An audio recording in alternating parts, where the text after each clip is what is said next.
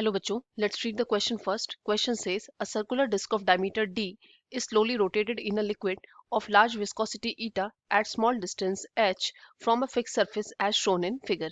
बच्चों यहाँ पर बेसिकली एक सर्कुलर डिस्क की बात की गई है. ये देखिए सर्कुलर डिस्क है, ठीक है. ये बेसिकली ओमेगा वेलोसिटी से रोटेट हो रहा है, ठीक है.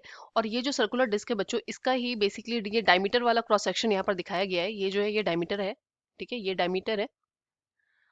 और ये सर्कुलर डिस्क जो है बच्चों, ये एक स्टेशनरी सरफेस से h हाइट पर सिचुएटेड है, ठीक है. स्टेशनरी सरफेस से h हाइट पर सिचुएटेड है. If an expression for torque tau necessary to maintain an angular velocity omega is pi eta omega d raised to power 4 upon lambda h, then find. बच्चों ये जो angular velocity omega दे रखी है, इसे maintain करने के लिए जिस टॉर्क की जरूरत होती है उस टॉर्क की वैल्यू अपने को दे रखी है ओमेगा के टर्म्स में pi eta omega d raise to power 4 upon lambda into h, ठीक है. यहाँ पर लैम्डा जो है बच्चों एक अननोन वैल्यू है और इसी लैम्डा को हमें फाइंड आउट करना है. तो इस क्वेश्चन को सॉल्व करने के लिए सबसे पहले हमें पता होना चाहिए कि क्या की कॉन्सेप्ट यूज होगा.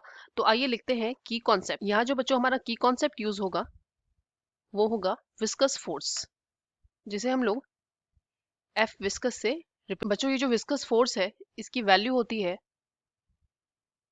प्लस माइनस ईटा इंटू ए इंटू डीवी अपॉन डीएक्स. यहाँ पर बच्चों जो ईटा है ये है कोफिशिएंट ऑफ विस्कोसिटी.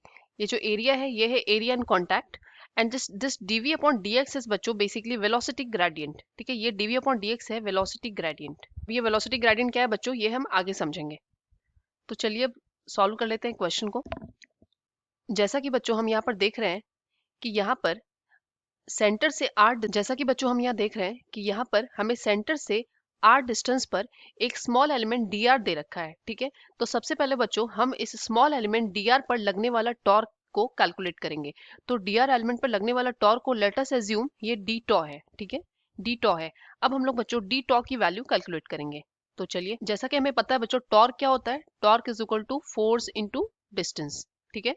तो अब डी टॉ की वैल्यू हम लोग उसी तरह से कैलकुलेट करेंगे. डी टॉ की वैल्यू बच्चों हो जाएगी फोर्स इनटू डिस्टेंस. यहाँ पर बच्चों हमने देखा है कि फोर्स यहाँ पर बच्चों जो फोर्स की वैल्यू होगी वो बेसिकली विस्कस फोर्स होगा, ठीक है. वो बेसिकली होगा विस्कस फोर्स, ठीक है, क्योंकि यहाँ पर ये जो एरिया है बेसिकली ये एरिया एक विस्कस फ्लूइड से फिल्ड है, ठीक है. तो इसलिए यहाँ पर हम लोग विस्कस फोर्स की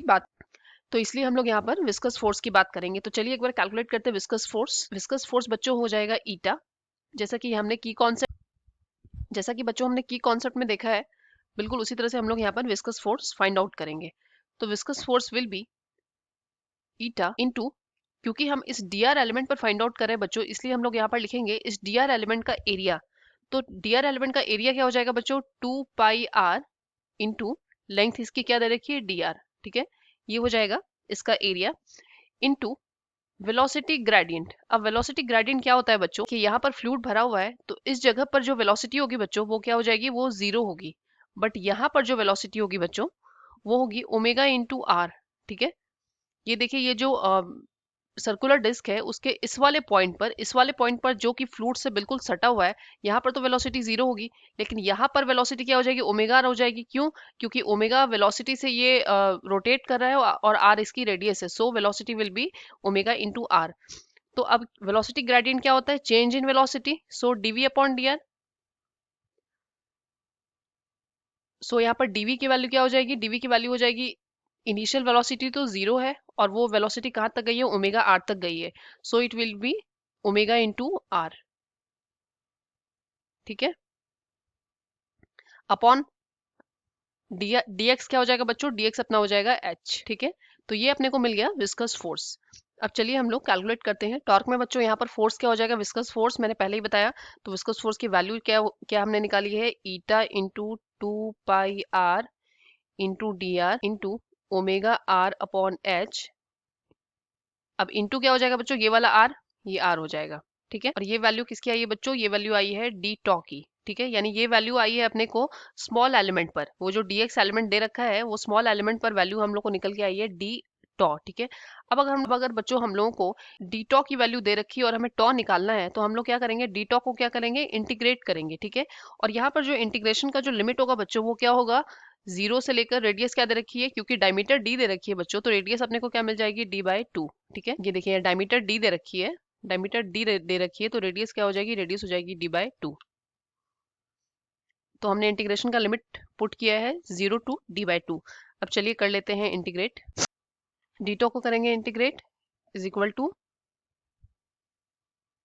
अब इसे करेंगे इंटीग्रेट, लिमिट पुट करेंगे क्या, 0 to d/2 is equal to क्या हो जाएगा, इंटू 2 पाई ओमेगा। जो नॉन वेरिएबल टर्म है बच्चों, सबसे पहले हम लोग उसको लिख लेंगे। ठीक है, 2 पाई ओमेगा अपॉन h, ये हमारा नॉन वेरिएबल टर्म है। वेरिएबल टर्म क्या है बच्चों, हमारा वेरिएबल टर्म हो गया है अपना r3, बिकॉज ये r, this r and this r, so it will B r3 dr। ठीक है पहले बच्चों हम लोग यहाँ पर लिख लेंगे नॉन वेरिएबल टर्म को, तो नॉन वेरिएबल टर्म क्या हो जाएगा, ईटा इंटू 2 पाई ओमेगा अपॉन h।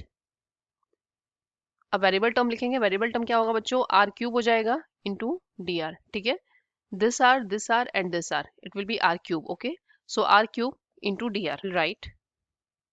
क्योंकि ये जो है ये नॉन वेरिएबल टर्म है बच्चों, इसलिए ये आ जाएगा बाहर, सो it will B eta 2 pi omega upon h। अब यहाँ पर अपन क्या लिख सकते हैं, r3 dr। इंटीग्रेशन की लिमिट क्या पुट करेंगे, 0 to d/2।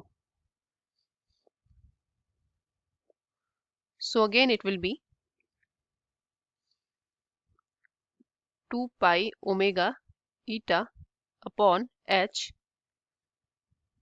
ये क्या हो जाएगा, r3 का इंटीग्रेशन बच्चों क्या हो जाएगा, r⁴/4। लिमिट पुट करेंगे 0 to d बाय, अब बच्चों अगर लिमिट अप्लाई करेंगे, on applying the limits apply करने पर बच्चों हम क्या लिख सकते हैं, it will B 2 pi omega eta upon h। इसे हम लोग बच्चों लिख सकते हैं d⁴ अपॉन 4 इंटू क्या हो जाएगा, 1/16। ठीक है, इस तरह से जो बच्चों वैल्यू आएगी वो क्या आएगी, पाई eta omega d⁴ upon 32h। बच्चों चलिए इस वैल्यू को हम लोग क्वेश्चन में दी गई वैल्यू से इक्वेट करते हैं। क्वेश्चन में हमें दे रखा है बच्चों पाई eta omega d⁴ lambda h, जबकि हमें जो वैल्यू मिली है वो क्या मिली है, पाई eta omega d⁴ upon 32h। ठीक है, ये हमें मिला है बच्चों। तो इस तरह से हम क्या देख रहे हैं कि लैम्डा की वैल्यू क्या आएगी अपने पास, 32 आएगी, तो value of lambda will be 32। So 32 will be our answer. Hope you understood it well. Best of luck. Thank you.